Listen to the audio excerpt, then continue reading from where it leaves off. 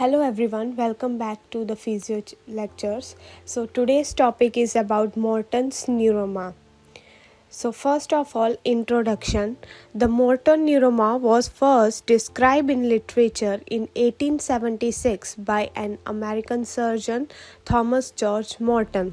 There are different names of Morton Neuroma, which are Morton's metatarsalgia, Morton's neuralgia, plantar neuroma, or intermetatarsal neuroma. It is a common pathology affecting the forefoot. It is not a true neuroma, but it is a fibrosis of the digital nerve. And this statement is explained in the next slide. In simple word, Morton neuroma is a condition characteristic by the localized swelling of the nerve and soft tissue located between two long bones of the foot metatarsals. So what happens here? The picture is shown of a foot, and these are the metatarsal bones, and between that there is a transverse intermetatarsal ligament, which is shown in the white color, and the yellow one is the digital nerve. So what happens when the transverse intermetatarsal ligament irritates, the structures get swollen, and it results into the compression of the plantar nerve, which is known as a Morton's neuroma. Morton neuroma is a compressive neuropathy, nerve damage of the forefoot interdigital nerve. Neuropathy is chiefly due to the compression or irritation of the plantar aspect of the transverse intermetatarsal ligament. As I said earlier, that compression and irritation at the plantar aspect of the transverse intermetatarsal ligament occur. In short, it occurs due to the compression of interdigital nerve against the distal end of transverse metatarsal ligament during the dorsiflexion of the toes. As the dorsiflexion of the toes is the position in which the transverse intermetatarsal ligament get compressed. So usually those who wear the high heels gets the chances of Morton neuromas in developing the Morton neuroma is more in those persons. It is not a true neuroma, as the condition is degenerative rather than neoplastic. Now, etiology. Common causes include narrow toe box footwear, hyperextension of the toes in high-heeled shoes, deviation of the toes, inflammation of intermetatarsal bursa, thickening of the transverse intermetatarsal ligament, any forefoot trauma, high-impact sports activities like the short-distance running, metatarsophalangeal joint pathology, and lipoma. These are the common causes of the Morton neuroma. And here in the picture, it's shown that the space between the great toe and the first toe is known as a first interdigital space. This is a second, this is a third, and this is a fourth. Third interdigital space is a common for the developing the Morton neuroma, as the medial and lateral aspect of the plantar nerve meets here, and the space is narrow in the third interdigital space. Epidemiology. It is common in middle-aged women. The incidence is 5 times more common in female as compared to the males. Rarely both feet are affected. The exact incidence rate is unknown. Now, pathophysiology.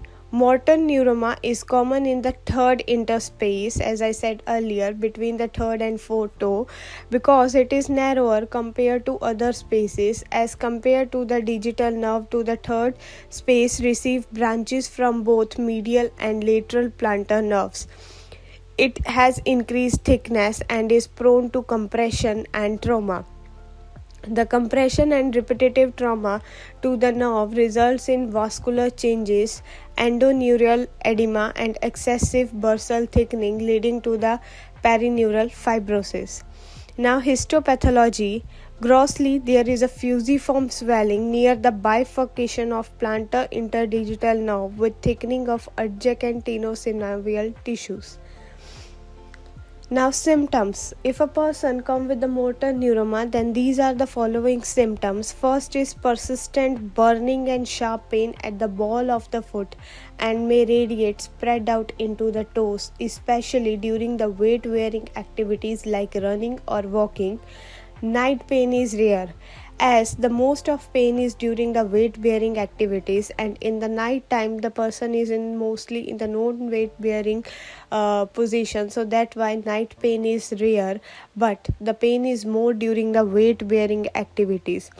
Patients frequently describe the sensation of having a pebble or marble under their forefoot as they walk.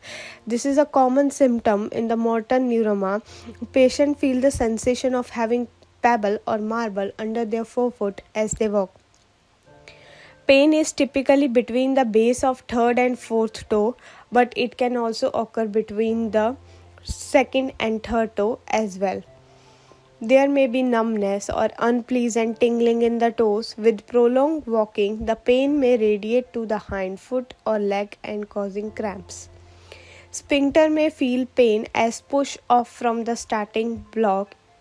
Problems with shoe wear are common. High heel shoes, which put the foot in similar position to the sphincter's push off, can aggravate the condition.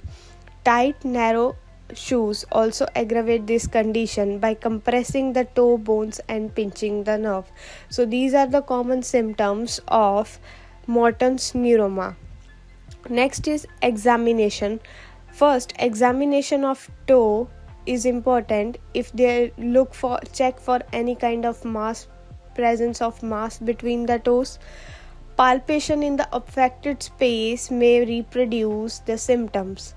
Compression of the forefoot in the mediolateral direction while palpating the affecting space often result in significant crunching or clicking feeling, commonly known as Mulder's click.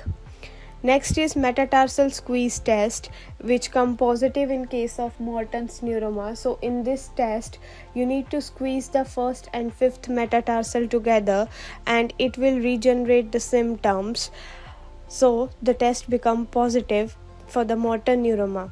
Next is X-ray. Basically X-ray won't show neuroma, but it can help to rule out any other condition that cause the foot pain like the stress fracture or arthritis. Ultrasound, MRI, electromyography. This test measure the electrical activity of your nerves and muscles, so it can rule out nerve condition that may cause symptoms like those of the motor neuroma. So these are the common examination in the motor neuroma. Now treatment. For the treatment, there is a non-operative treatment method, then medical treatment, and then the operative treatment method. First of all, non-operative. These steps may improve your symptom. First, wear good shoes. So choose supportive shoes with wide toe box, shoes with shock absorbent soles and proper insoles can help. Don't close the top of the shoe too tightly, like narrow toe.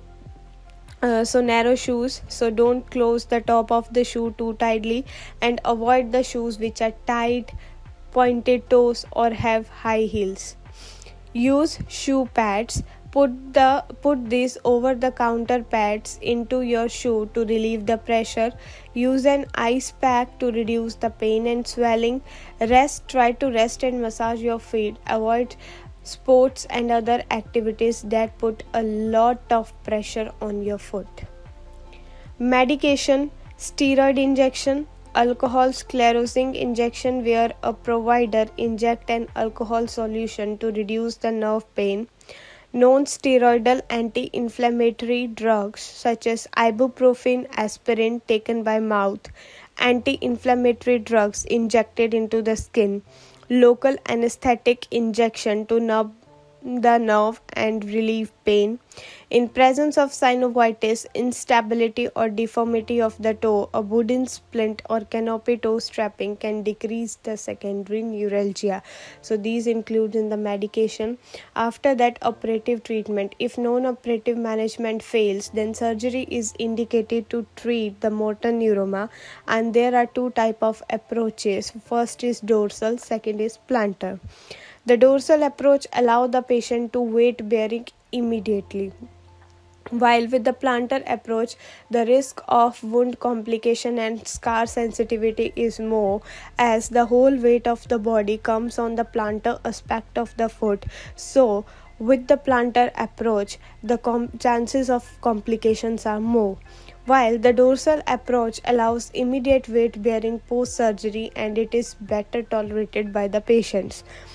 Now, complications include chronic pain, chronic regional pain syndrome, reoccurrence of deformity due to an inadequate excision or converting a motor neuroma into a true neuroma, complication related to surgery like infection, pain, bleeding.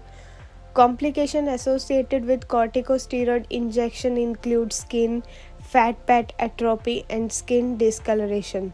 So this is the basically about the motor neuroma, which covers the introduction, etiology, epidemiology, histopathology, then the symptoms, examination and the treatment methods. So all the information is taken from these 4 articles, and if you want to read these articles in detail, then you can check out. All these 4 articles are available easily on the various websites. So if you like my video, please like it and also share it, and also subscribe my channel for more such videos. And if you want any other topic or video related to any other topic, then please give me suggestions in the comment section. Thank you.